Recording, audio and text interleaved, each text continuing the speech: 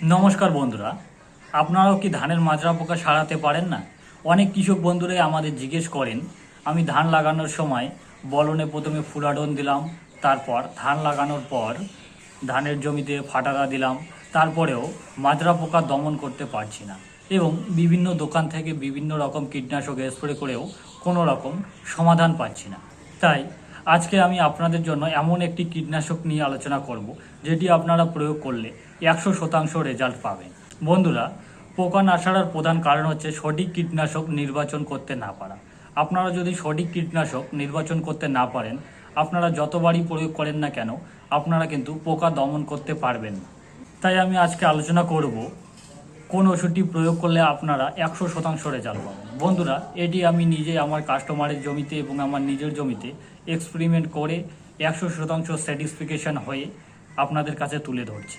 তো চলুন দেখে নেওয়া যাক সেই ওষুধটি। বন্ধুরা, যে কীটনাশকটি নিয়ে আলোচনা করব সেটি হলো বায়ারের বিকোটা। বন্ধুরা, এটি ধানের মাজরা পোকা নিয়ন্ত্রণের নতুন একটি কীটনাশক। এতে রয়েছে টেট্রানিলিপ্রল 0.4% এবং ফিপ্রোনিল 0.6%। এর ডুয়াল অ্যাকশন ফর্মুলেশন হওয়ায় দুই উপাদান একসঙ্গে মিলে দ্রুত পোকা নিয়ন্ত্রণ করে। প্রথমেই আমরা দেখে নেব ওষুধটির মোড অফ অ্যাকশন অথবা কাজ। বন্ধুরা, এটি দীর্ঘ সময় ধরে ধানের মাজরা পোকা নিয়ন্ত্রণ করে, শিকড় ও কুশি বৃদ্ধিতে সাহায্য করে, এক প্রয়োগে দীর্ঘস্থায়ী সুরক্ষা দেয় এবং দানাদার হয়। এটি প্রয়োগ করা খুবই সহজ। এরপর আমরা দেখে নেব এর ডোজ। বন্ধুরা, এটি আপনারা প্রতি বিঘায় 6.5 কেজি বালুর সঙ্গে 1.5 কেজি বিকোটা মিশিয়ে ছিটিয়ে দেবেন এবং একরে 20 কেজি বালুর সঙ্গে 5 কেজি বিকোটা মিশিয়ে ছিটিয়ে দেবেন।